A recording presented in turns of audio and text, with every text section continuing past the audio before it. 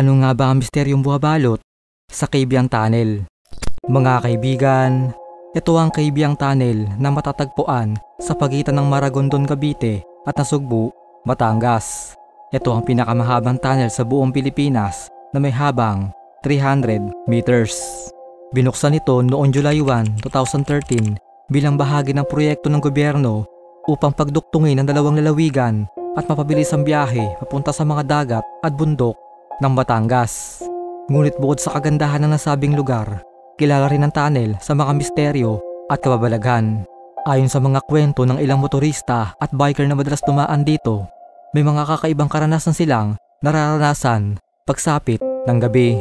May nagkasabing may babaeng nakaputi na biglang sumusulpot sa gitna ng tunnel at kapag nilingon mo ay bigla itong nawawala.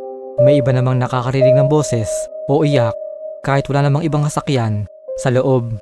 May mga kwento rin na bigla nawawala ang ilaw ng sasakyan o lumalamig ang paligid kahit walang dahilan. Dahil dito, madalas itong iwasan ng mga motorista kapag 10 oras ng gabi. 2 beses na rin ako nakapunta dito at masabi ko na talagang napakadilim dito tuwing gabi. Ikaw kaibigan, nakapunta ka na ba sa lugar na ito?